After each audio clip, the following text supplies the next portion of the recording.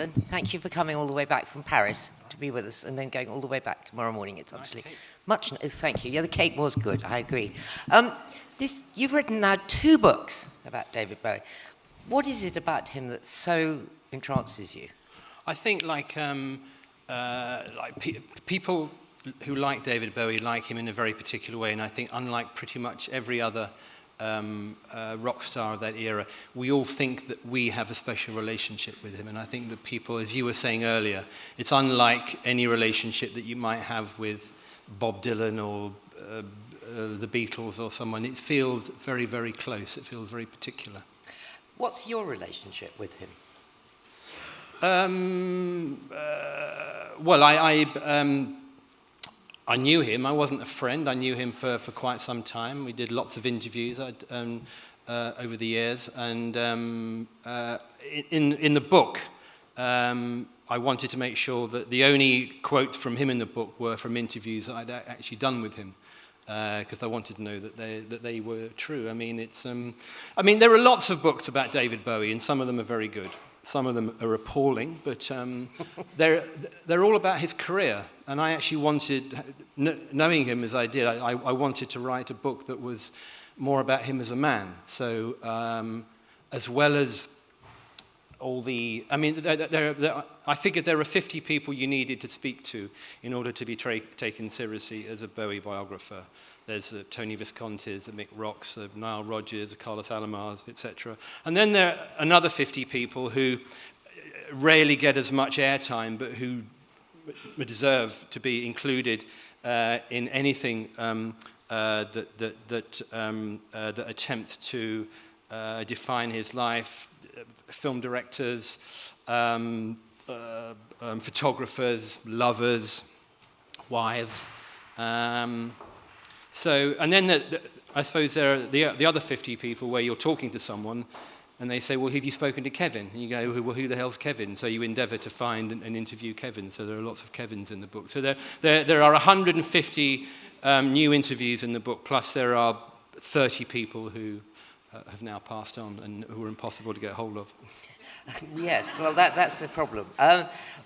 Why is he so special, though? I mean, he seems to be someone who, was doing things for a very long time, has this incredible chameleon personality, had many changes of style of music.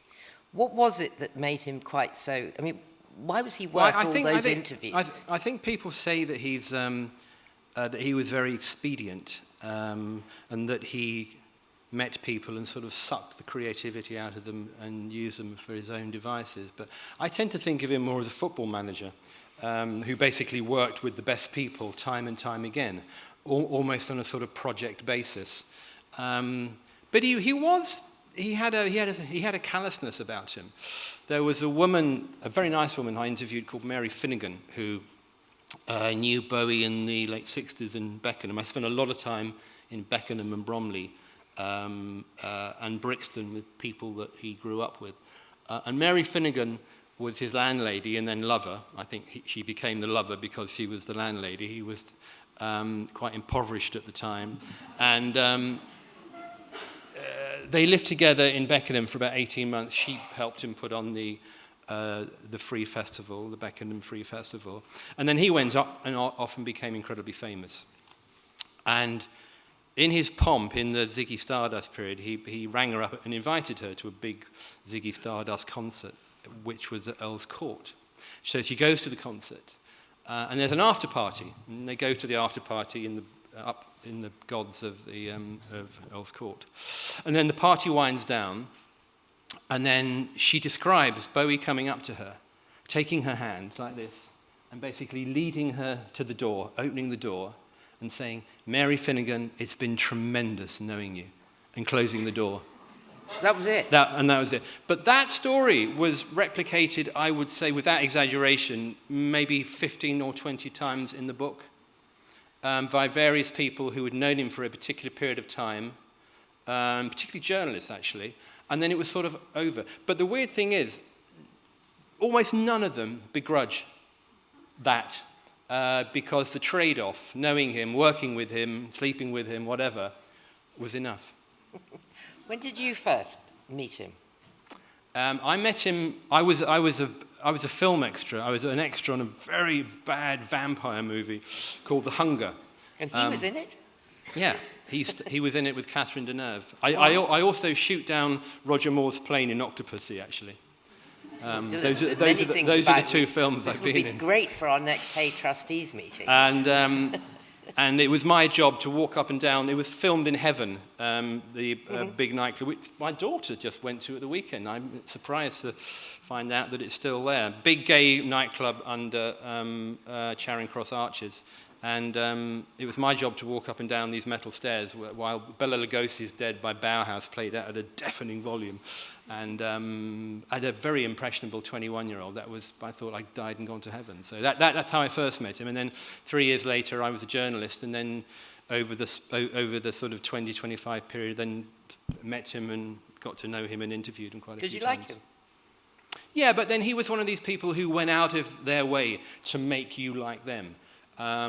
Because you were useful, or what? Yeah, completely. And also he was showing off. He liked meeting people. He was always asking people for information, where you'd been, what you'd done, etc., etc. But also he wanted you to have a good time. Bowie always wanted to impress you. He kind of worked out what you were into and sort of played up to that. But he was really good fun. He was entertaining, and you went away with lots of content. How important has he been to music? I think everyone knows that he's been incredibly important. I think that but that was almost, for me, that was the least interesting part of it, because his music has been discussed ad nauseum.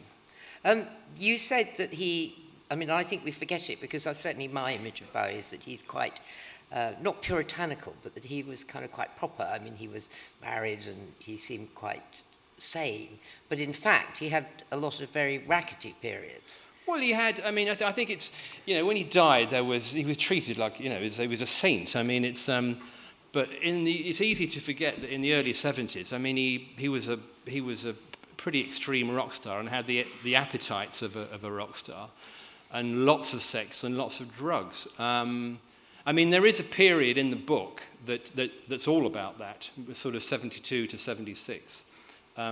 It's not elsewhere in the book because he didn't take drugs and have sex to such an extent, but during that period it's quite concentrated, and there are some extreme stories. I interviewed this woman who was a self-proclaimed groupie. That's what she was at the time, and they met. A Bowie groupie. Yeah, and they met at backstage. I think it was at the Madison Square Garden concert, something about 1973, and they had a real connection. And he said, "Well, my wife, Angie's over there, but why don't you come to Philadelphia?"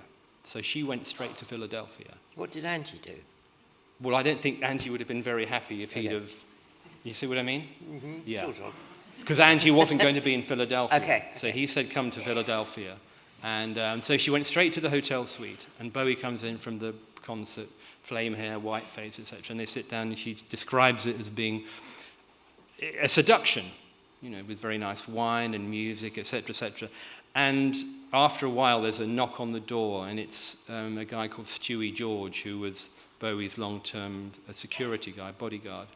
And he said, "David, I think you better come and, I think you better see this one." So he goes to the door and comes back 5 or 10 minutes later, visibly shaken and even whiter than he was at the time, with all the makeup and everything. And what had happened was someone had just recently brought him a recently deceased cadaver in case he wanted to have sex with it. Now, the thing is, that sounds like a silly story, but if you cast your mind back to 1972, every rock star looked like a member of the Eagles. Had long hair, moustache, double denim, cowboy boots, and you can't really.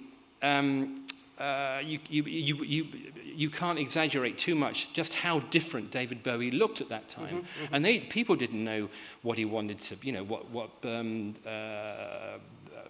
what women he liked, what men he liked. It was assumed that he had strange, very, very strange appetites. In fact, he had quite normal appetites. He had a high sex drive and wanted to take lots of drugs for a period. I mean, the drug period, I think... Just going back to this corpse, you mean someone had just brought it there on... They brought it on spec? Yeah, he didn't, yeah. On spec, in case he liked it? Yeah, Wow. Death on spec. What a porter. But he didn't indulge, or so she says. I mean, I think it's highly unlikely. I mean, it's Savile-esque, but then there's a very well catalogued period, again, around that time when he became a sort of furious cocaine addict. And I like to think that he sort of said, well, for the next 2 years, I'm going to be a cocaine addict, and I'm going to be the best cocaine addict there is. And I interviewed a guy called Harry Maslin, who produced Station to Station, which is, I think, acknowledged as his very best record. He'd never been interviewed before. And I interviewed him in a Masonic lodge in Santa Monica. Lovely man. But he said that, and he was very, very straight. And he said that Bowie would come in, having previously had dinner in this recording studio in Los Angeles. Frank Sinatra was also recording a Christmas album, and they had this bizarre relationship where they would go out for dinner at Dan Tanner's in the evening. But then he would come into the recording studio and take out, I mean, I'm no expert, but take out some sort of incredibly powerful cocaine and walk around the studio putting it on the guitar amp, on the mixing desk in the vocal booth and all these places, and he did it in order so he didn't have to walk anywhere to take cocaine. Absolutely extraordinary. Real attention to detail. And then, but when he gave it up, was he just able to give it up? Well, I don't think it was that easy, but I mean, he very much decided that this was screwing him up, and psychologically he was becoming something of a mess. Was he a fashion icon? Well, people say he is, but I don't think he was. I mean, whenever I saw him, he looked like he'd come to fix the fridge. I mean, he used to say that he could walk around, the easiest way not to be recognized is to wear a hat and carry a Greek newspaper. Greek newspaper, okay. Yeah. But he understood fashion and appreciated it in the same way that he understood and appreciated choreography or great lighting. Or mime. He wasn't a fashion plate. In some respects, he thought it was quite silly, but he knew the power of it. So he would use the things that were around him. Yeah. What's his legacy? Is the last question, if you can sum it up. His legacy is, I think, that, as we said at the beginning, that an extraordinary ability to connect. I mean, I'm not of the generation that really got Bob Dylan. I sort of still don't really get Bob Dylan. But when he dies, I mean, it'll be a sort of generational outpouring of grief. But I don't think you're going to get the sort of the one-on-one relationship that people had when they connected with David Bowie. Dylan's book's downstairs, and he will be signing it after the event. Thank you very much indeed for coming. That was great. Thank you. Thank you.